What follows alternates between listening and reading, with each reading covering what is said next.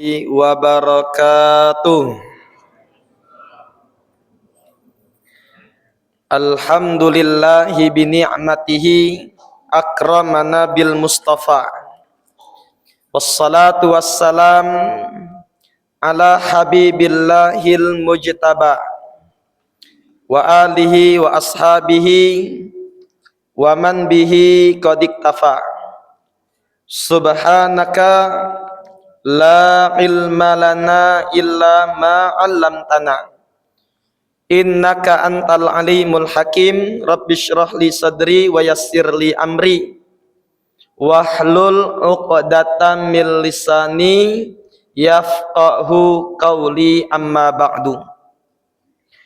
Bapak, Ibu, saudara, saudari, hadirin hadirat jamaah Masjid Ar-Rahmah 2 yang mudah-mudahan kebersamaan kita malam hari ini mendapatkan cucuran pandangan rahmat serta limpahan keberkatan dari Allah Subhanahu wa ta'ala. Terutama puja dan puji syukur selalu kita haturkan kehadirat Allah atas nikmat, karunia, taufik serta hidayah, sehingga kembali kita pacak berkumpul usai bersama menjalankan salat maghrib secara berjamaah yang kita lanjutkan dengan kajian dari ilmu agama.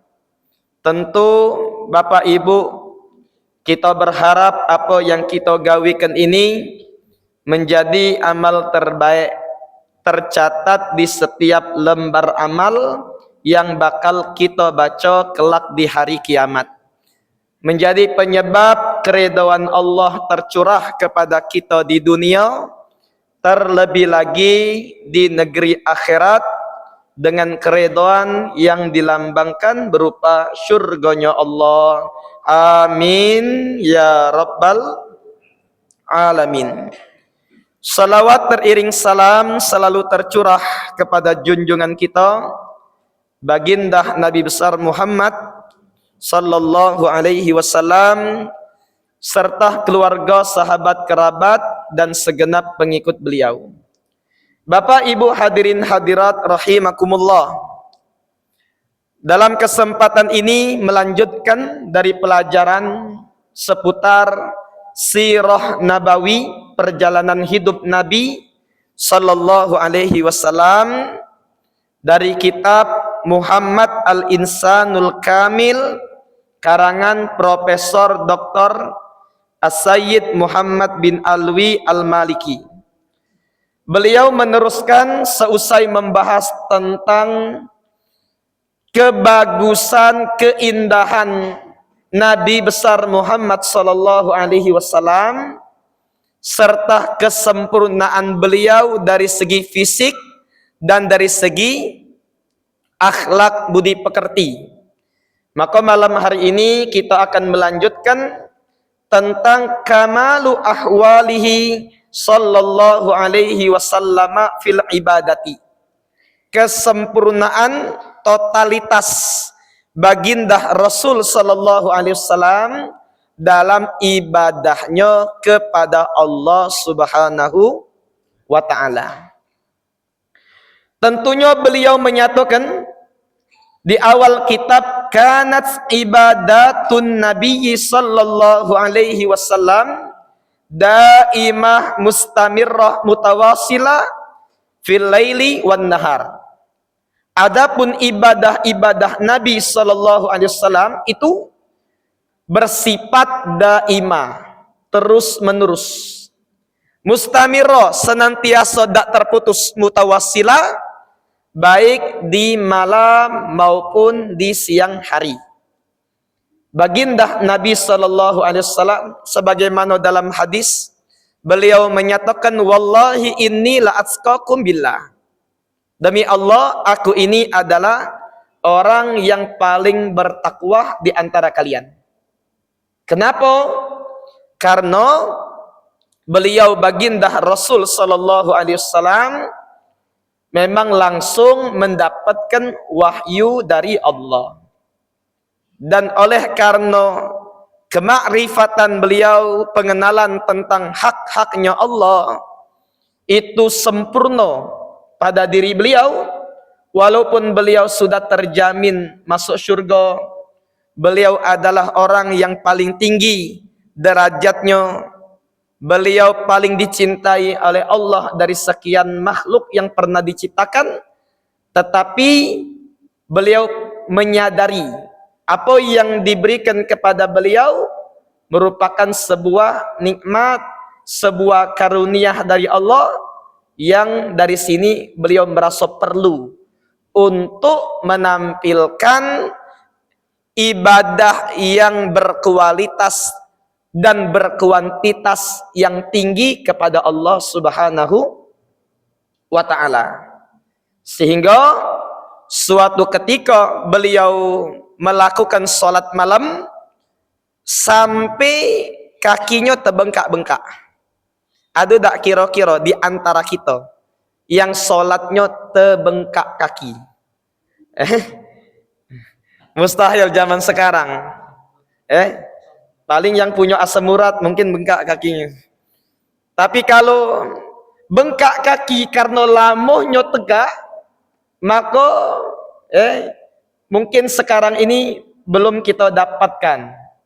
Tapi sudah didahului oleh baginda Nabi besar Muhammad sallallahu alaihi wasallam. Ketika ditanya, "Ya Rasulullah, ngapa engkau paksakan diri sehingga terbengkak kaki?" "Waqad ghufira laka ma taqaddama min dzambika wa ma ta'akhkhar," kata Siti Aisyah, "sungguh telah diampuni bagimu yang lalu dan akan datang dari dosa." Maka kata Nabi sallallahu alaihi wasallam, "Afala akunu abdan syakura." Maka apakah aku tak boleh untuk menjadi seorang hamba yang pandai bersyukur kepada Allah Subhanahu wa ta'ala. Sehingga ibadah yang semacam ini bukan sekali, bukan dua kali, bukan tiga kali. Ketika datang waktu senang, beliau ibadatnya luar biasa. Itu juga ketika waktu dia sedih. Waktu lapang beliau luar biasa. Begitu juga ketika dalam keadaan sempit. Sehingga Siti Aisyah radhiyallahu anha ketika ditanya, "Cak mano amalan ibadatnya Nabi sallallahu alaihi wasallam?" Maka beliau menyatakan, "Hal kana yakhussu syai'an minal ayyam aw yatrukul amal fil ayyam?" Faqala la, kana amaluhu dayyimah. Adapun amalan Nabi itu senantiasa terus menerus. Wa ayyukum yastati, maka Rasulullah sallallahu alaihi wasallam yastati. Bahkan beliau menantang orang-orang yang bertanya kepada beliau, "Cak mano ibadah Nabi?" Siapalah di antara kalian yang pacak mengerjakan apa yang mampu dilakukan oleh Nabi besar Muhammad sallallahu alaihi wasallam. Ya, jadi artinya tidak kate di kalangan para umat Nabi yang ibadatnya sama kayak Nabi Muhammad sallallahu alaihi wasallam. Sehingga diceritakan oleh hadis yang sahih dari riwayat sahabat Abdullah bin Mas'ud. Suatu ketika beliau mendatangi rumah Nabi Muhammad sallallahu alaihi wasallam pada malam hari. Dan beliau dapati Nabi sallallahu alaihi wasallam berada di masjid salat tahajud. Sehingga nyingok Rasulullah sallallahu alaihi wasallam dewean salat tahajud, meloklah sahabat Abdullah bin Mas'ud. Sehingga aku peloi, kata Sayyidina Abdullah bin Mas'ud, tahajudnya Nabi berada di belakang beliau menjadi makmum.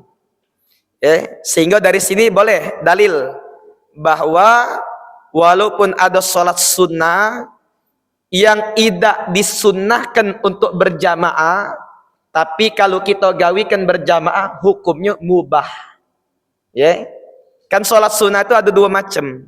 Ada yang memang dianjurkan berjamaah, ada yang tidak berjamaah.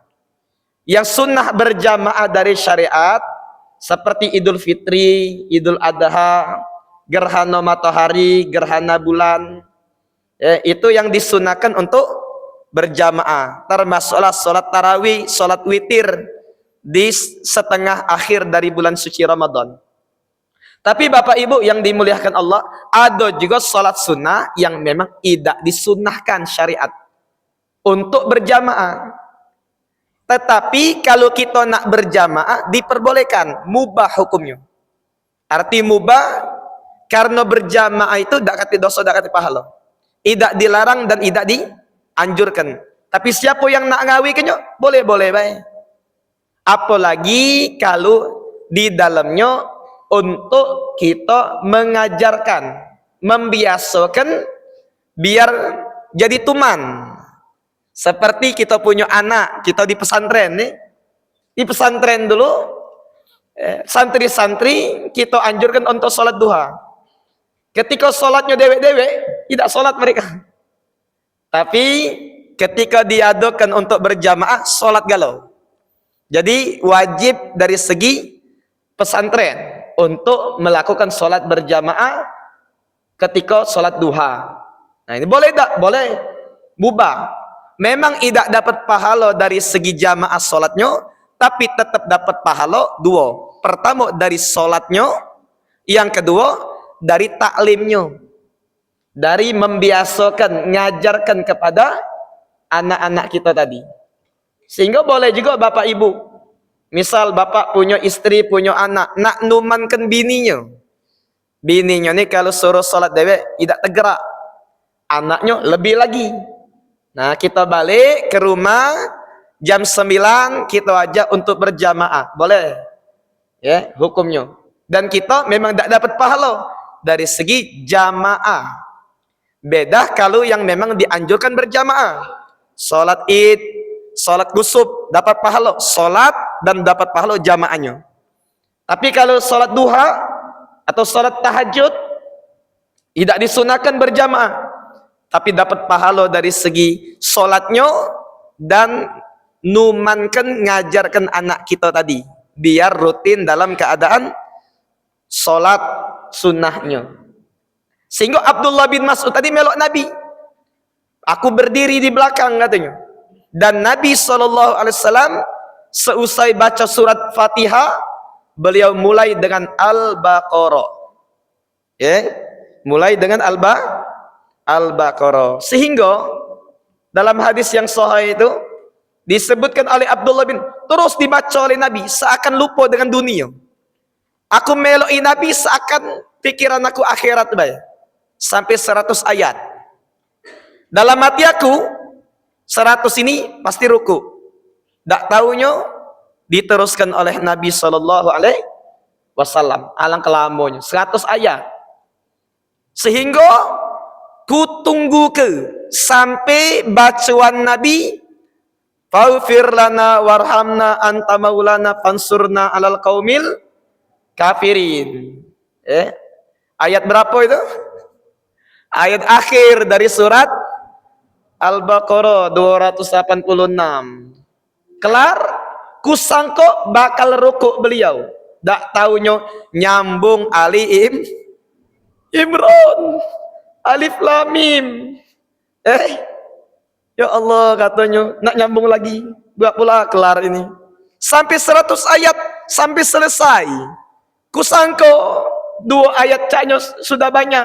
Disambung lagi oleh Nabi Muhammad sallallahu alaihi wasallam. Dalam hadis itu disambung oleh Nabi surat Al-Maidah. Baru kaget surat An-Nisa. Walaupun dalam turutannya An-Nisa dulu baru Al-Maidah. Tapi ini menunjukkan detailnya para ulama hadis. Ngeriwayatkan apa yang disampaikan oleh sahabat baginda Rasul sallallahu alaihi wasallam. Sehingga katanya akhir yang dibaca oleh Nabi sallallahu alaihi wasallam akhir dari surat An-Nisa. Sehingga hatta hamamtu bi amrisu. Aku nih sebagai manusia biasa punya niat buruk sama Nabi Muhammad SAW. Ketika dia bertanya, apa niat buruk kau wahai Abdullah bin Mas'ud kepada Nabi SAW? Maka kata beliau, aku nak mufarik, nak menyelesaikan solat tahajud ku dewean, ku tinggalkan Nabi Muhammad sallallahu alaihi wasallam. Ngapo? Betis kenceng. Namanya tegak 6 juz. 6 juz setengah, juz 7. Selesai Al-Maidah itu.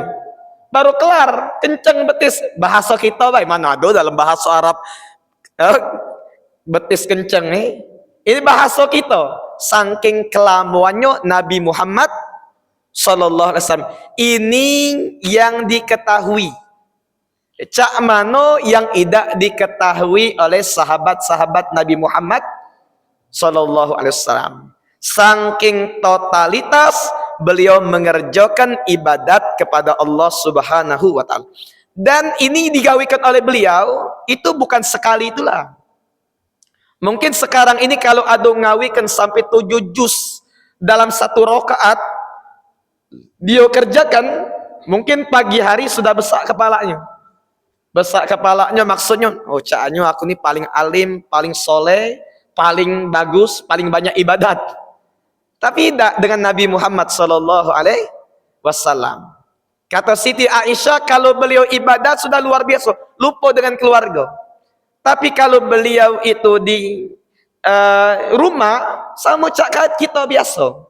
Beliau nyait sendal dewe, beliau nyapu rumah dan lain sebagainya.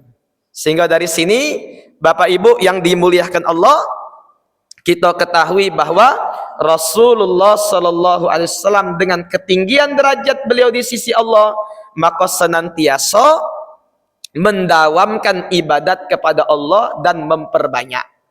Karena memang disadari waktu yang paling terbaik bagi kita di dunia ini itulah waktu kita melakukan ibadat kepada Allah.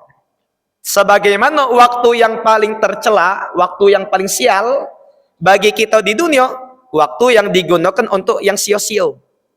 Waktu yang digunakan untuk hal yang tidak berguna. Apalagi digawikan untuk bermaksiat, melanggar perintah Allah. Itu waktu yang sial. Tapi waktu yang paling terbaik yang kita gunakan untuk ibadat. Sehingga dalam hadis disebutkan, la yatahassaru ahlul jannah ala syai'in. Ahli surga kaget sudah masuk surga. Sudah masuk surga, ada kelompok manusia, mudah-mudahan kita termasuk golongannya. Yang mereka sudah masuk surga, ada penyesalan. Tidaklah menyesal ahli surga, penghuni surga atas sesuatu, kata Nabi sallallahu alaihi wasallam, kecuali waktu-waktu mereka yang mereka hidup di dunia yang di dalamnya tidak digunakan untuk berzikir, tidak digunakan untuk beribadat kepada Allah. Kenapa? Maka para ulama tafsir hadis menyatakan bahwa di surga kage Allah bakal perlihatkan derajat kita yang seharusnya kita dapatkan, baik di surga dan posisi kita di neraka. Setelah diperlihatkan, maka diperlihatkan setelahnya apa yang pernah kita gawikan selama di dunia, waktu kita yang berjalan. Ketika kita nyingok waktu tersebut, kita gawikan ibadat, solat, atau hadir majelis. Saat ini bakal kita akan diperlihatkan kembali keadaan kita sekarang duduk di dalam majelis. Ada yang lagi denger kenian, ada yang lagi main HP, ada yang sambil nyender. Itu bakal Nah, ketika kita diperlihatkan yang baik, maka kita bakal alhamdulillah alladzi hadana li hadza wa ma kunna linahtadiya laula an hadanallah. Di dalam Al-Qur'an disebutkan, segala puji bagi Allah, bakal disyukuri yang telah memberikan petunjuk hidayah kepada kami. Kalau tidak diunjuk hidayah oleh Allah, maka tidak bakal kami dapat ini. Tapi ketika dijingok ke waktu kita yang berlalu dalam keadaan kosong, tidak digunakan untuk berzikir, Ada yang gunakan mangu depan rumah, mangu. Tak tahu mikir apa, langit tak petiang dipikirinya. Ada yang digunakan untuk bersenda gurau. Ada yang digunakan untuk nyingok status WA wong. Ada yang digunakan untuk scroll TikTok. TikTok scroll. Lemak kalau TikTok yang di scroll itu yang bagus. Nyingok TikTok Ustadz Kemas Hasan. Nah, maksud anak tuh ngomong cak ini yang belum puluh di puluh.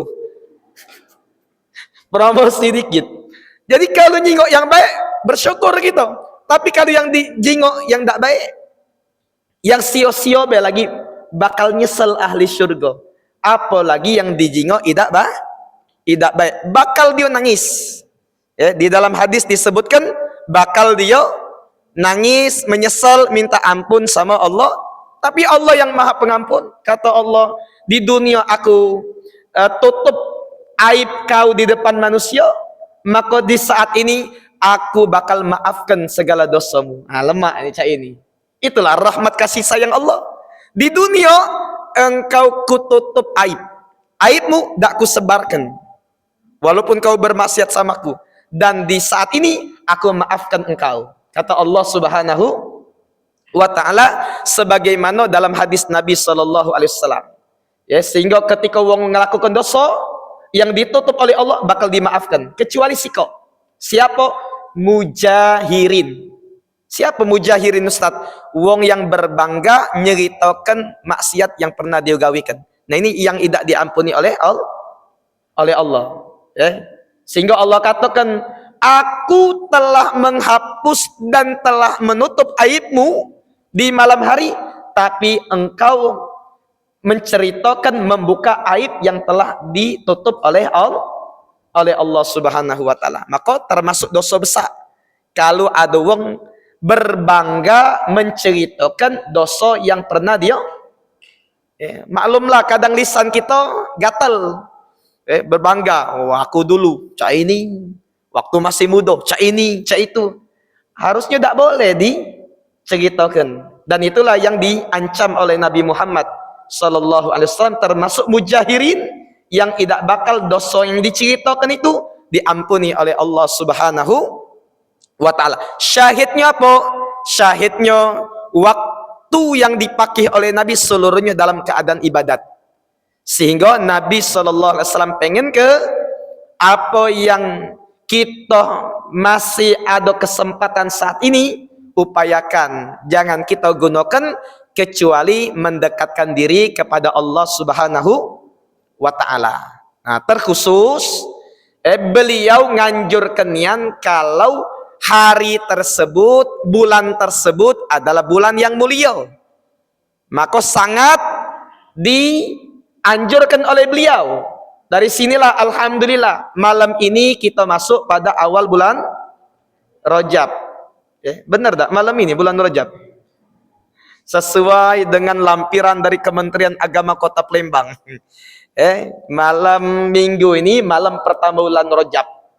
Dan beliau nyebutkan ada 5 waktu, 5 malam yang siapa menghidupkannya dan dia berdoa di dalamnya tak bakal ditolak oleh Allah Subhanahu wa ta'ala. Apabila malam tersebut? Malam Idul Fitri, malam Idul Adha, malam nisfu Sya'ban, malam Jumat, dan malam awal dari bulan Rajab. Bahkan Al-Imam Ali bin Abi Thalib dengar nasihat Nabi sallallahu alaihi wasallam ini, beliau tidaklah masuk awal dari bulan Rajab kecuali yufarrigh lil ibadah. Beliau kosongkan niat malam tersebut fokus hanya untuk ibadat kepada Allah Subhanahu wa ta'ala. Ya, jadi dari mulai sekarang sampai balik kage, kalau yang pacak meneruskan sampai subuh maka dianjurkan. Tapi kalau seumpama di antara kita, Ustaz caknya pening kepala aku kage besok tidak begawe lagi, ngapa malam tahajudan, malam ibadat menghidupkan awal Rajab, maka diaturi sebagaimana di dalam hadis di sini, Nabi Shallallahu Alaihi Wasallam kebanyakan dari sholat tahajud beliau dimulai dari setengah dari malam terakhir. Artinya kalau malam itu dihitung dari maghrib jam 6, selesainya subuh jam setengah 5, berarti kurang lebih 10 jam setengah. Nah kita bagi 10 jam setengah berarti 5 jam seperempat. Sehingga kita hitung dari maghrib tadi jam 5 jam seperempat, setelahnya maka biasanya itulah dimulai tahajudnya Nabi Muhammad sallallahu alaihi wasallam. Tapi kalau tak baca masih banyak juga, kita bagi 3. Ngembek dari hadis yang sahih, Allah itu turun ke permukaan bumi dalam artian Allah mencurahkan rahmat yang deras kepada hambanya. Kapan? Sepertiga malam terakhir. Kurang lebih jam 1, jam 2.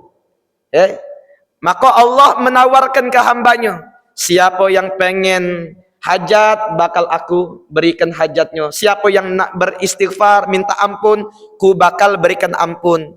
Siapa yang taubat, aku akan berikan Sampai kapan? Sampai ketika menjelang subuh, waktunya masuk. Terbit fajar. Nah tinggal kita, bahkan kami waktu di Yaman dulu, dia dianjurkannya oleh para guru kami, kalau seumpama kamu tak baca, nak ngidupkan sepertiga malam terakhir, jangan sampai idak 1 jam sebelum subuh. Dan ini ideal bagi kita masyarakat Indonesia. 1 jam sebelum subuh kita bangun, wudu, bentangkan sejadah, kita duduk.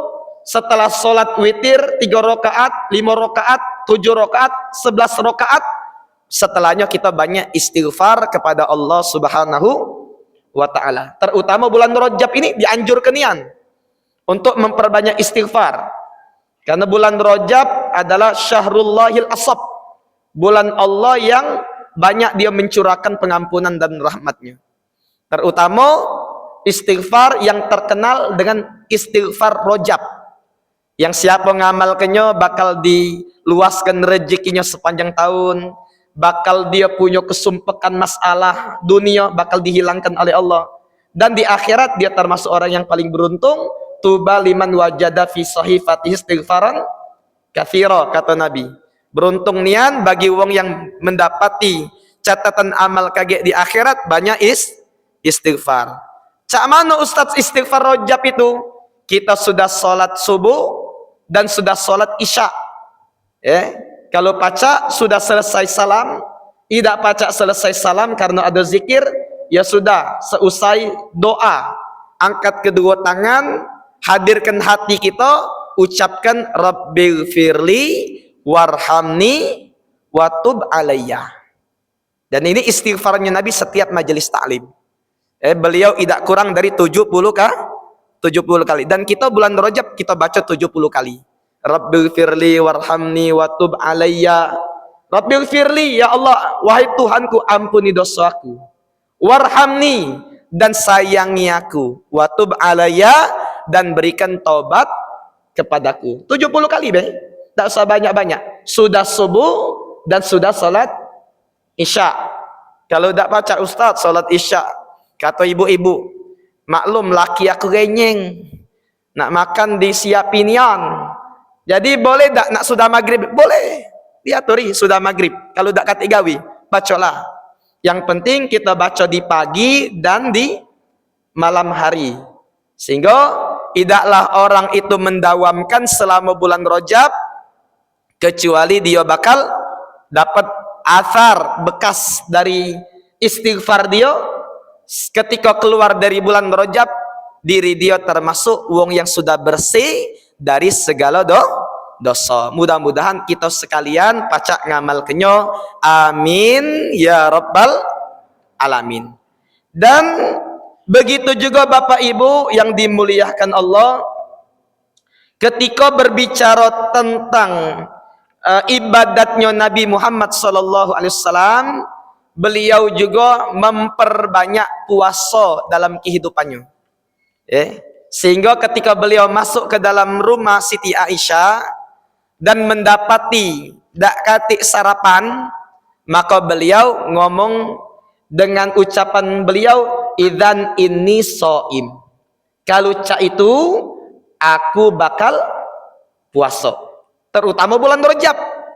Yang ngomong katik dalilnya bukan dak katik dalil. Belum ketemu dah dalilnya. Ada sikot tabi'in murid Abdullah bin Umar bin Khattab bertanya, dia tidak jumpai Nabi tapi dia jumpa muridnya Nabi Muhammad sallallahu alaihi Abdullah bin Umar bin Khattab radhiyallahu anhu. Dia sahabat, abahnya juga sahabat Nabi. Ditanya, kira-kira Nabi Muhammad sallallahu alaihi wasallam puasa bulan Rajab ini berpuasa tak? Maka kata Abdullah bin Umar, na'am bal yusyarrifu. Iya, kata Abdullah bin Umar, Nabi Muhammad sallallahu alaihi wasallam kalau bulan Rajab beliau banyak puasa dan bahkan beliau yusyarrifu, beliau memuliakan puasa di bulan Rajab. Jadi dari sinilah para ulama fikih menyatakan bahwa puasa sunnah itu ada bermacam-macam. Ada yang berulang dengan perulangan tahun. Itulah puasa Arafah, puasa Tasu'a, puasa Asyura. Itu yang berulang dengan perulangan tahun. Ada juga yang berulang dengan perulangan bulan. Apa baik berulang dengan perulangan bulan? Yaitu kita puasa 3 hari setiap bulan. Namanya Ayyamul Bid, hari-hari yang terang, putih. Tanggal 13, 14 dan 15 setiap Hijriah. Atau Ayyamus Sud, ayam hari-hari dan yang gelap, hitam. Ketika bulan dak katik tertutup. Kapan? 27, 28, 29 atau 28, 29, 30. Nah, ada juga yang berulang dengan perulangan bulan, yaitu puasa Syahrullahil Haram. Puasa pada bulan Allah yang mulia. Kapan be? Sebulan penuh dak apa-apa. Sum Syahrul Haram watruk, kata Nabi. Puasalah bulan Allah yang mulia dan tinggalkan. Artinya boleh kita gawekan, boleh ditinggalkan. Arti hukumnya sunnah. Bulan apa be? Bulan haram 4 kata Allah dalam Quran. Ithna asyara syahran fi kitabillah yauma khalaqas samawati wal ard minha arba'atun hurum. Di dalam setahun itu ada 12 bulan. Itu sudah ditetapkan dari penciptaan langit dan bumi. Di antara 12 itu terdapat 4 bulan yang mulia. Dalam Quran tidak disebutkan bulan apa be. Dalam hadis yang sahih dijelaskan oleh Nabi. 3 berurutan di sini, Dzulqa'dah, Dzulhijjah, Muharram. 1 menyendiri. Apa dia itu? Rajab, yang terletak antara bulan Jumadil Akhir dan bulan Sya'ban. Jadi bulan Rajab ini termasuk bulan haram, bulan yang terhormat. Sehingga nak sebulan penuh kita kerjakan, maka diperbolehkan. Walaupun dalam mazhab Imam Syafi'i, beliau tidak nganjurkan yang tidak katik batal sekalipun. Batalah sekali, kata Imam Syafi'i. Biar hilang kemakruhan daripada hadis yang lain dilarang oleh Nabi. Walhasil ala kulli hal, siapa nak puasa bulan hari pertama, hari kedua, hari ketiga sampai selesai diaturi. Tapi kalau tak baca minimal 3. Tak baca juga sehari jadilah. Kita masyarakat Indonesia Palembang biasanya awal Rajab, Walaupun banyak misalnya ada hadis-hadis yang maudhu, hadis palsu, tapi kita ngembek daripada hadis umum yang perintah Nabi untuk kita gawekan puasa pada bulan Rajab ini. Mudah-mudahan pacak kita kerjakan di awal besok, atau kalau tak pacak besok, hari-hari yang lain yang sekiranya kita mampu untuk meloi ngikuti sunnah Nabi besar Muhammad sallallahu alaihi wasallam. Yang kemudian di sini wa kana yuwadzibu ala salatid duha, dan adapun Nabi sallallahu alaihi wasallam di dalam ibadatnya beliau yang paling ngerutinkan dari salat, dari ibadat adalah salat duha. Tentunya salat wajib beliau kerjakan gala sempurna. Begitu juga di sini disebutkan Nabi Muhammad SAW tidak pernah meninggalkan salat duha. Sehingga salat duha begitu juga salat witir dan salat rawatib qabliyah ba'diyah itu ada disebut dalam hukum fikih namanya sunnah muakkadah. Ya. Salat sunnah kan ada dua kok. Ada muakkadah, ada yang ghairal muakkad. Ada yang ditekankan untuk kita gawe ke, ada yang tak pula ditekankan. Dari mana para ulama fikih mereka ngambil ini ditekankan untuk digawikan, ini tidak? Dari apakah Nabi Muhammad SAW merutinkannya atau tidak? Yang dirutinkan oleh Nabi baik safaron am hadaron, beliau dalam keadaan bermusafir, berpergian, atau beliau ada di tempat tinggal beliau di kota Madinah, maka yang dirutinkan disebut dengan muakkad. Yang tidak dirutinkan tidak muak, artinya tidak dirutinkan, kadang ditinggalkan, kadang digawikan. Nah, yang digawikan terus itu muakkad, termasuklah salat duha. Bahkan beliau nyatakan 3 perkara yang wajib atasku, sunnah atas kalian. Apa dia 3 perkara itu? Udhiyah, motong kambing hari korban. Wajib atasku, sunnah atas kalian.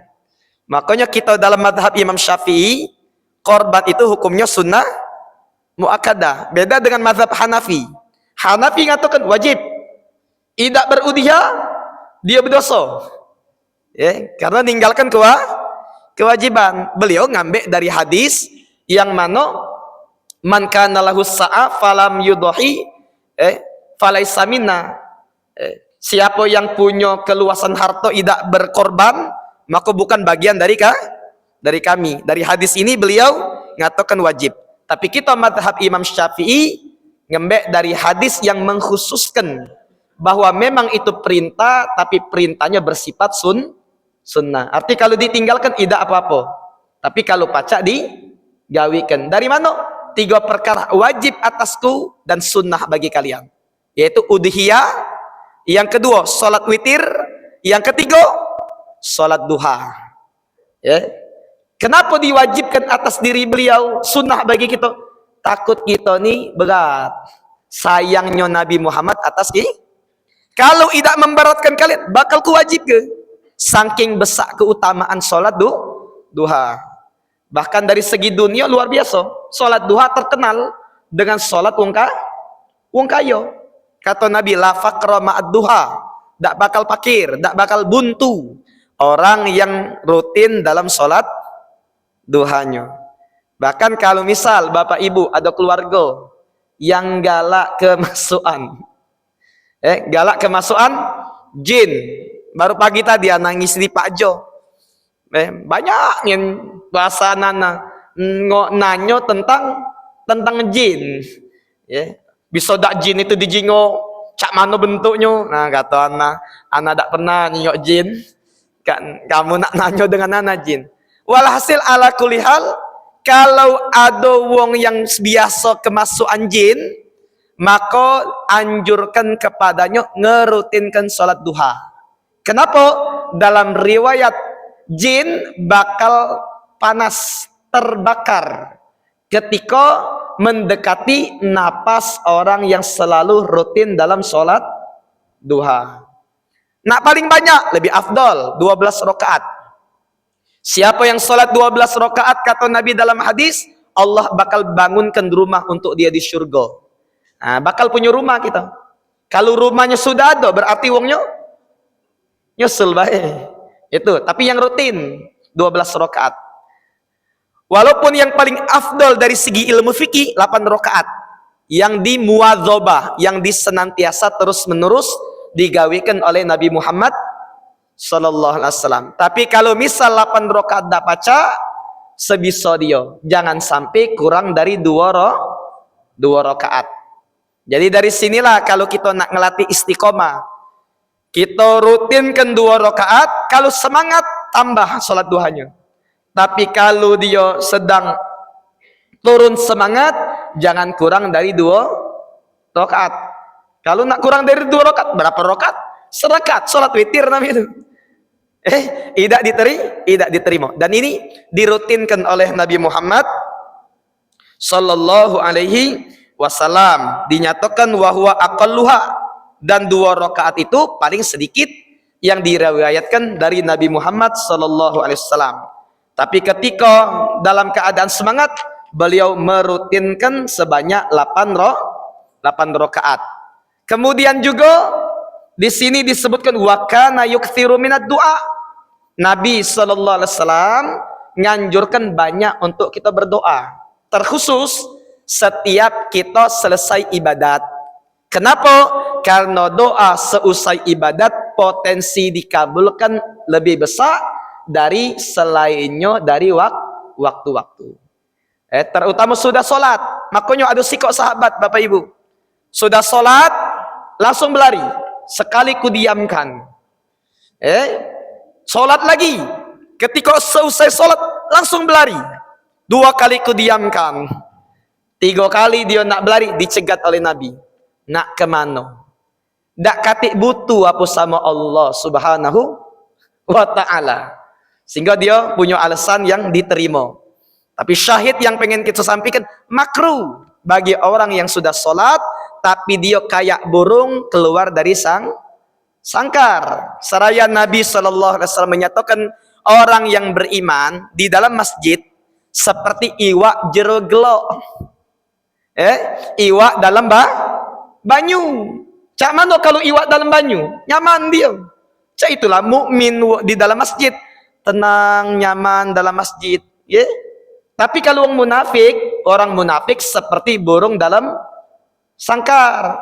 Sedikit celah dibuka langsung berlari dia. Nah, selayaknya demikian kita dalam minimal sudah salat meloklah zikiran dulu. Seumpama pacak kita keraskan suara, afdal keraskan. Memang dalam mazhab Imam Syafi'i untuk kita sudah salat tidak bersuara. Tapi kalau seumpama untuk 2 perkara dianjurkan untuk keras-keras. Apa dia 2 perkara? Dengan imam dikeraskan suara, bakal yang tadi tidak hafal jadi hafal. Dan kita di Tangga Buntung, anak dari kecil di Tangga Buntung. Kita mondok pesantren 13 tahun, yang kita hafal dari zikir-zikir ini bukan di pesantren, tapi setelah sholat. Kita udah hafal, jadi hafal. Ngapo? Imamnya maco terus. Itu yang pertama. Yang kedua, sekiranya dengan dikeraskan, orang yang lalai, itu bakal dia belok berzikir. Nah ini afdolnya untuk dikeraskan. Jadi imam afdol mengeraskan suara. Sehingga kata Abdullah bin Abbas, kami masih kecil di zaman Nabi. Setelah sholat main di luar. Dan kami tahu selesainya sholat Nabi dengan gemahan zikir yang berasal dari masjid. Artinya Nabi SAW ketika sholat beliau mengeraskan suara dalam berzikirnya. Jadi sunnah untuk berdoa. Kata Nabi dalam hadis riwayat Imam Bukhari Muslim, senantiasa malaikat akan beristighfar, minta ampun untukmu selagi engkau berada di dalam masjid. Dan ini dianjurkan untuk kita perbanyak, untuk kita dawamkan, sehingga sebagaimana kita di dunia kita berkumpul dengan jamaah masjid, kemudian berkumpul juga dengan keluarga, kita galak ke keluarga kita untuk sama-sama besok dalam beristighfar, berpuasa, beramal soleh, apapun yang kita baca, sehingga kita bisa meloi Nabi Muhammad SAW, walaupun tidak secara totalitas, tapi ada yang kita ikuti. Dan kita sebagaimana di dunia sudah dikumpulkan dengan keluarga yang dicintai, mudah-mudahan di akhirat kembali Allah kumpulkan di dalam syurganya Allah bersama keluarga tercinta dan terutama dengan Nabi besar Muhammad sallallahu alaihi wasallam. Mudah-mudahan bermanfaat. Terima kasih atas perhatian.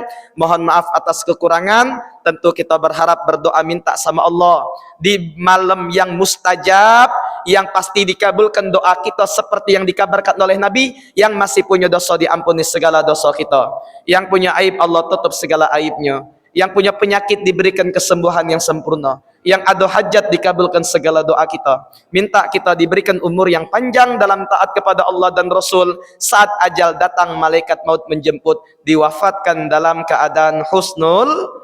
Rabbana taqabbal minna innaka antas samiul alim, tub alaina ya maulana innaka antat tawwabur rahim. Rabbana atina fid dunya hasanah wa fil akhirati hasanah wa qina adzabannar. Sallallahu ala sayyidina Muhammad wa alihi washabbihi wasallam. Walhamdulillahi rabbil alamin. Subhanakallahumma wa bihamdika asyhadu an la ilaha illa anta astaghfiruka wa natubu ilaik. Wassalamu alaikum warahmatullahi wabarakatuh.